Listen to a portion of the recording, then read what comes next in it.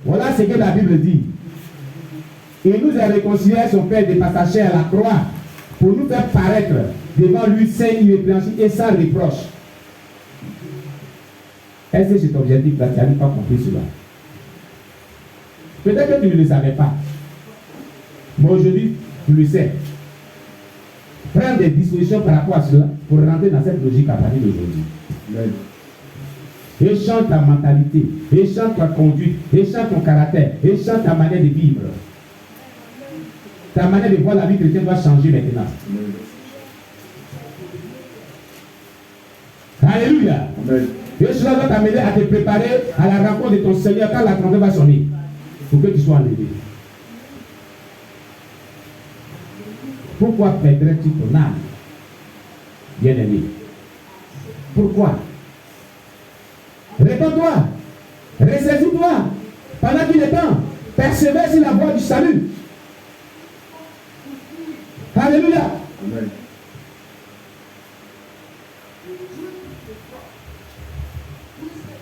Dieu insiste beaucoup là-dessus. Nous continuons avec l'insistance de Dieu. Gloire à Jésus-Christ. Amen.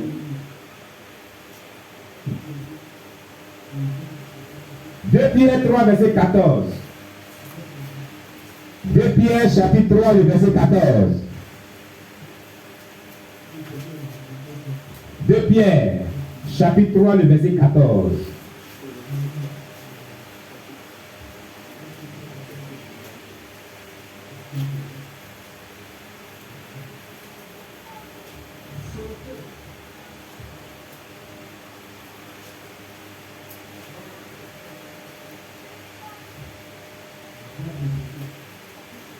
Est-ce qu'on a la page? Vas-y, fais-nous la lecture. 2 Pierre chapitre 3 au verset 14. C'est pourquoi, bien-aimé, en attendant ces choses, appliquez-vous à être trouvé par lui sans tâche et irrépréhensible dans la paix. Il faut t'appliquer à être trouvé par lui. C'est quand Jésus toi, va venir là, il faut qu'il te trouve. Il faut qu'il t'applique à vivre une vie de sainteté et qu'il te trouve sans tâche et irrépréhensible dans une vie de paix. Voilà ce que la Bible nous dit. Est-ce que tu comprends ce qu'il a dit? Amen, amen. Tu comprends ce qu'il a dit ici là? Il n'a pas dit que c'est Dieu qui va t'amener à être comme ça. Il dit que toi, il faut t'appliquer. Applique-toi. Donc la responsabilité incombe qui? Le croyant lui-même. C'est parce que c'est faisable. Et c'est parce que tu dois le faire que Dieu dit toi-même, applique-toi. Applique-toi. Donc si toi tu ne fais pas l'effort de changer, c'est pourquoi Dieu va condamner les gens. Dans la Bible. Pourquoi?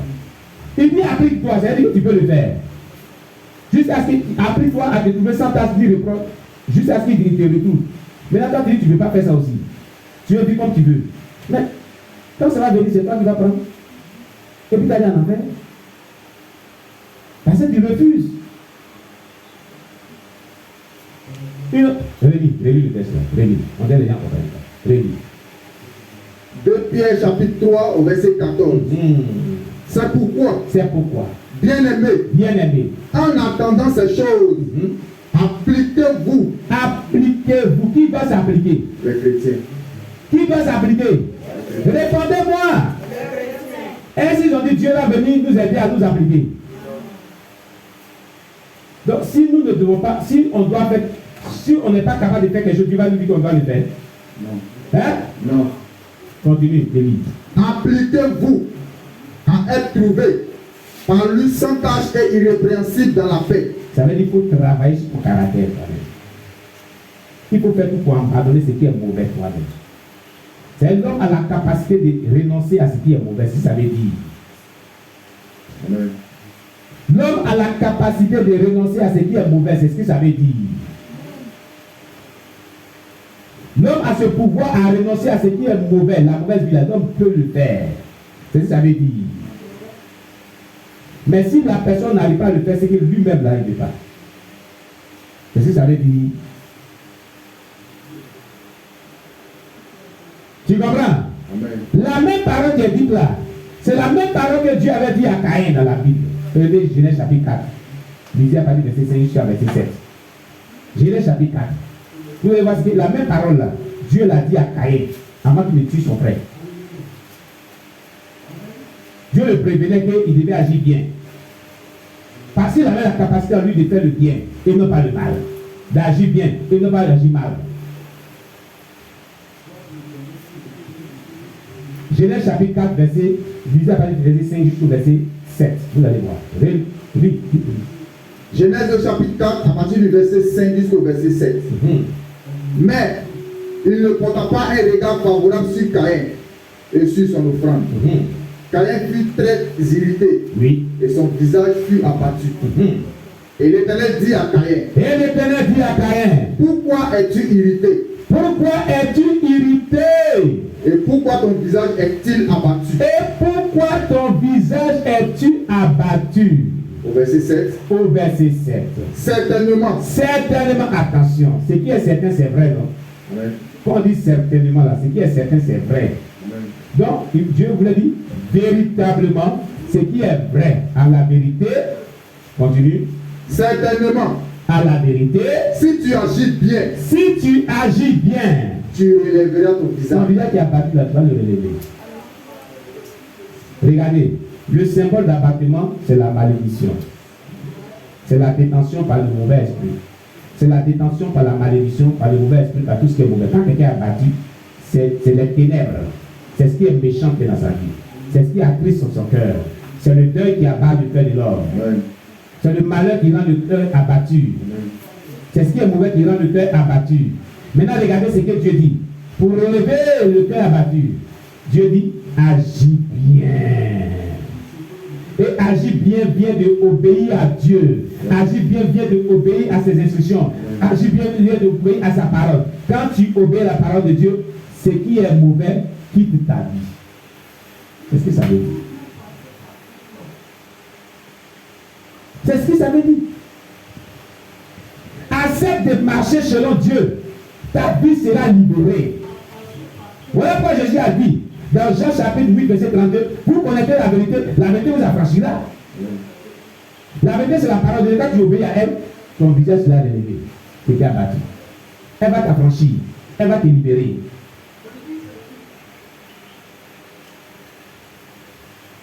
Donc, nous devons travailler à notre salut. L'homme a la capacité de faire le bien et renoncer au mal. C'est la même parole là que Dieu est en train de dire ici à Caïn. Vous voyez? C'est la même parole. C'est la même parole. Alléluia. Quand il dit c'est pourquoi, bien aimé, en attendant ces choses, appliquez-vous à être trouvé par lui sans tâche et irrépréhensible dans la paix. Ça est dit, appliquez-vous. Donc toi, Caïn, si tu agis bien, applique-toi, agis bien, c'est ça veut dire. Amen. Amen. Alléluia. Amen. Et Jésus nous vient en aide.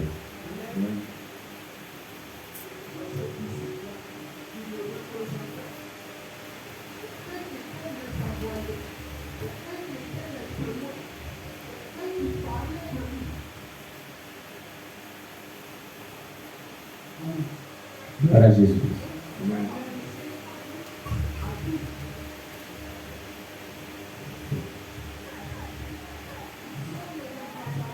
Philippiens 2, verset 12. Philippiens chapitre 2, verset 12.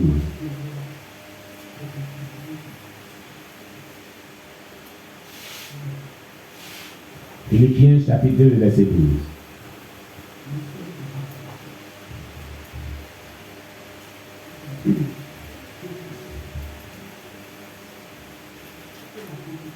Est-ce qu'on a la page? Parce que certaines personnes pensent que dans cette affaire de salut là, c'est Dieu qui doit tout faire pour eux. Ils n'ont rien à faire. Ils n'ont pas d'effort à fournir. Ils croisent les bras. Regardez un jour, mon père spirituel qui a Diaké là, il prêchait, puis il a prêché un message. dans sa prédication, il disait que il y a un jeune homme là, il est venu sur son nom en ville. Il a étudié jusqu'à là, il est diplôme. Et il dit cherche travail. Son homme le prend et l'envoie à l'église. Et le premier jour, le pasteur, le prophète a dit, ah, Dieu dit que tu n'as pas duré, tu vas travailler. Et ça ne va même pas durer, tu vas un bon boulot. Et le prophète prophétise sur sa vie. Il était marrant. Il dit, yes, il saisit la prophétie. Je suis béni ce matin. Alléluia. Alors, le jeune homme va à la maison. Le matin, quand il fait le ménage, il dépoussiérer les buffets et autres, on lui donne son petit café, il mange très bien. Quand il finit, il se met là, il regarde la télévision du monsieur jusqu'à quand la soirée, il prend son drap, il se couvre et puis il dort, il rentre. Et c'est fait le même mouvement chaque jour. Alors le prophète Dieu dit, un dimanche il a fait, Dieu a dit qu'il n'y a pas longtemps tu vas travailler. Il dit oui. Dieu a dit ça. Il a saisi la prophétie. Oh yes, il a saisi la prophétie. Donc j'attends Dieu. Il dit comment j'attends Dieu?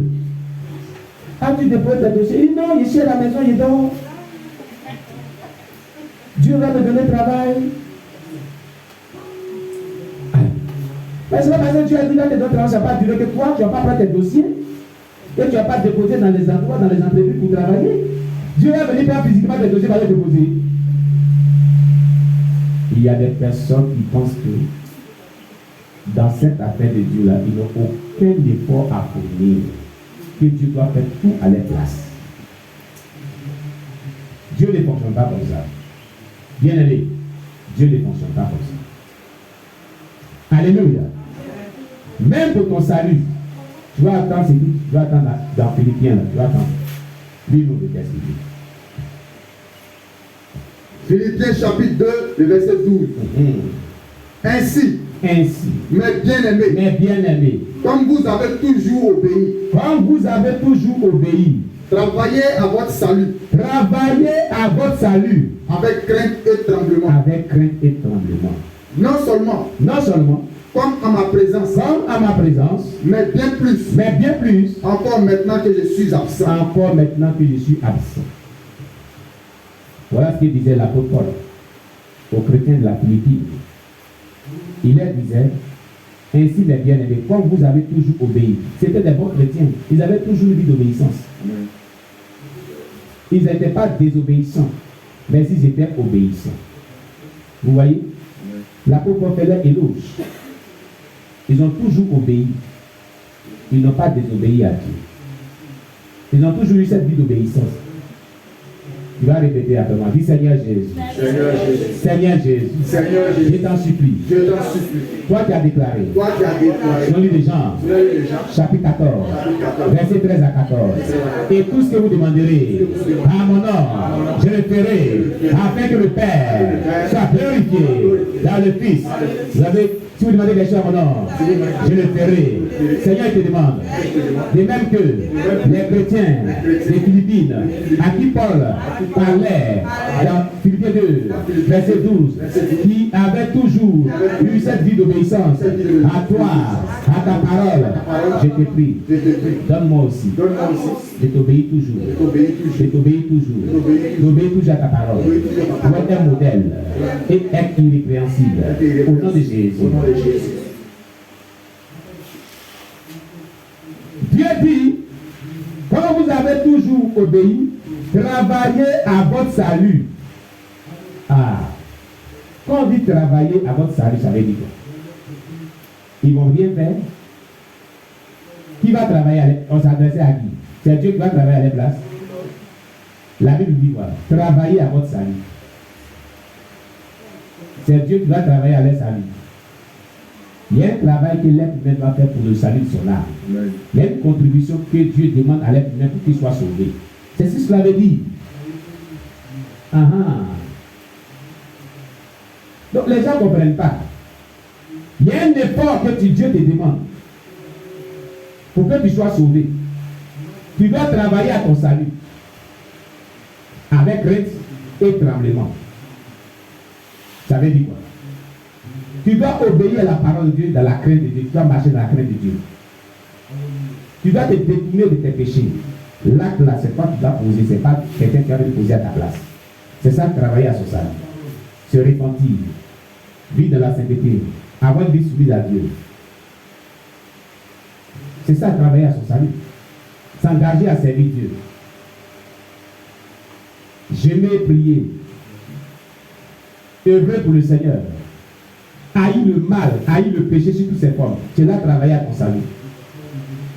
Ne pas aimer ce que Dieu n'aime pas. C'est là travailler à ton salut comme ça.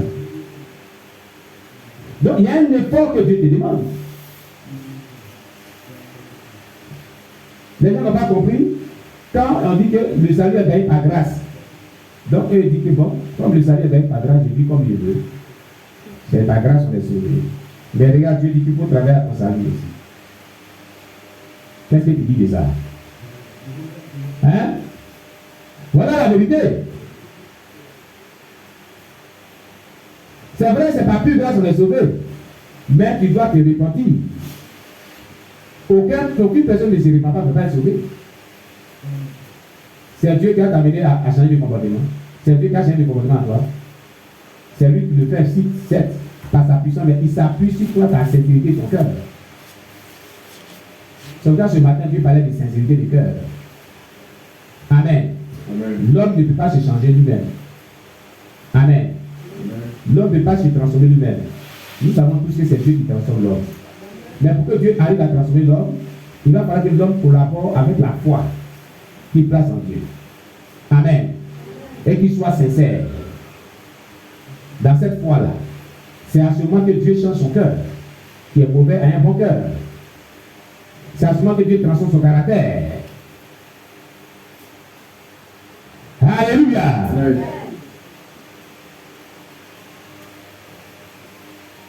Travaillons à notre salut avec crainte et tremblement de terre. Déclare la parole de Dieu.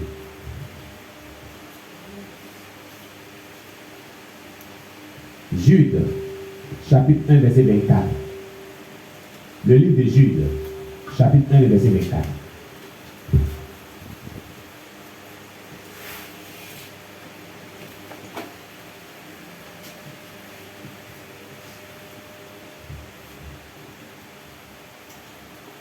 Jude, chapitre 1, verset 24.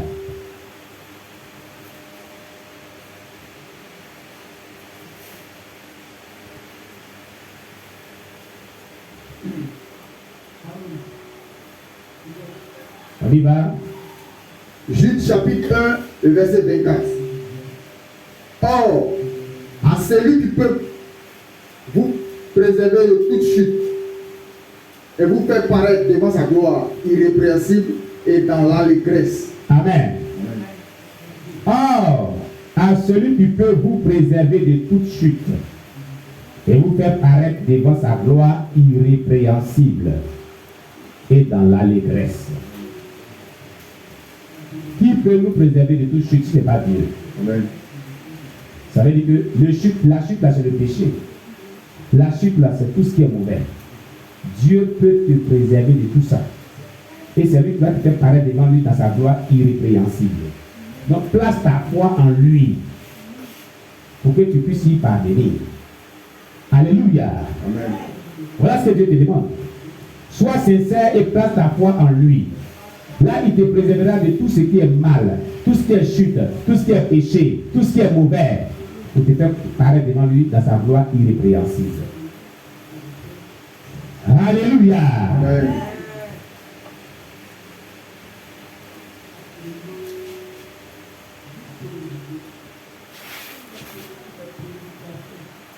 Apocalypse 14, verset 5.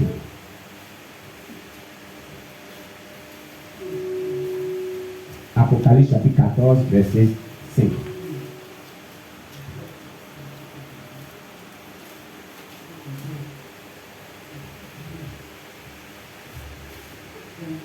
Oui. Apocalypse chapitre 14, verset 5. Et dans leur bouche, il ne s'est point trouvé de mensonge, car ils sont irrépréhensibles. Voilà. Et dans leur bouche, Il ne s'est point trouvé de mensonges, car ils sont irrépréhensibles. Ils sont irrépréhensibles. Il ne s'est point trouvé de mensonges dans leur bouche. Il y a les gens, les bonjours là, c'est ça qui est la vérité. Le bonjour là même, c'est à vérifier. Parce qu'il fait soit qu'il te dit bonjour, c'est vrai le mensonge encore. Donc le bonjour même qu'il te dit là, c'est à vérifier même. Mais c'est même à vérifier encore. Dans la soirée, il te dit bonjour. Donc c'est le mensonge encore. Alléluia. Amen.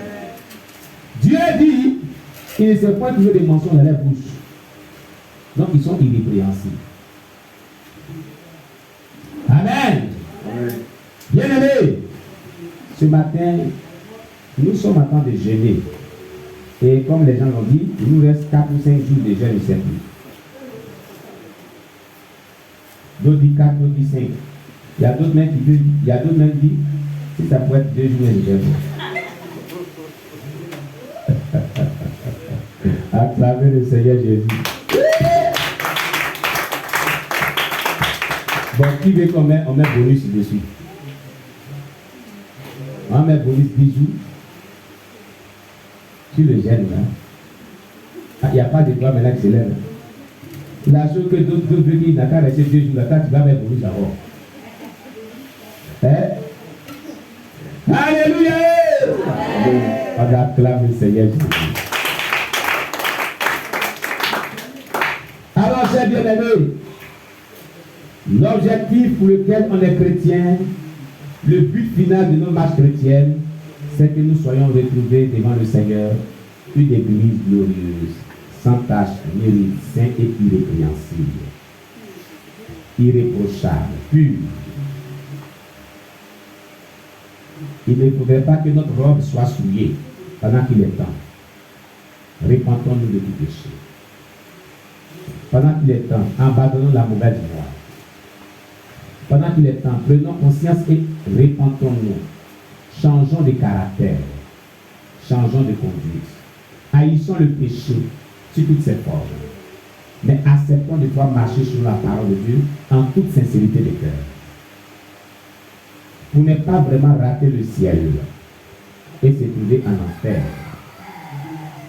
C'est le temps de la repentance et de la sanctification, les derniers temps que nous vivons. C'est le temps de pouvoir vivre la sainteté. Le chrétien dépouillé aujourd'hui, corporellement, il a un problème. Il n'est pas dépouillé dans son caractère. C'est ça qui est son problème. Il n'est pas dépouillé dans son cœur. C'est ça qui est son problème. Il n'est pas dépouillé dans ses pensées. C'est ça qui est son problème. Il n'est pas dépouillé dans son langage. C'est ça qui est son problème. Ton corps est bien dépouillé. Mais tes pensées ne sont pas dépouillées. Tes propos ne sont pas dépouillés.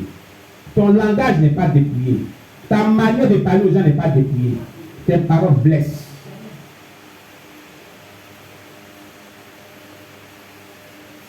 Ton cœur là n'est pas dépouillé. Tu as magasiné des choses qui sont mauvaises dedans. Ton caractère n'est pas dépouillé. Donc tu n'es pas irrépréhensible. Tu n'es pas donc pur. Comment est-ce que tu vas sauver? Tu deviens un religieux, mais tu n'es pas un chrétien. Le religieux donne la forme de quelqu'un qui, dans son aspect physique, quelqu'un qui est bon. C'est le message qu'il donne. Mais quand tu t'approches, tu te dis à lui, tu sais qu'il est mauvais. Par son comportement. Ne soyons pas des religieuses, mais soyons des chrétiens vivants qui vivent selon la parole de Dieu, qui marchent dans le Saint-Esprit. Alléluia! Alléluia! Donc des personnes dont le caractère a été transformé, qui sont nés de nouveau. Qui sont repentis de mauvais caractère, de mauvais comportement, qui ont une bonne conduite, qui ont une vie qui est pure. Et donc ils sont irrépréhensibles. Voilà ce à quoi Dieu nous appelle. Voilà ce que Dieu attend de nous, chers bien-aimés. Alléluia. On acclame le Seigneur Jésus.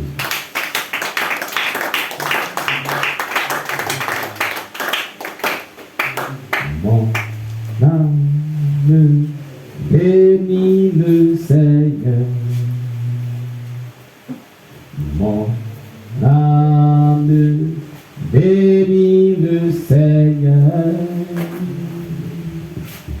mon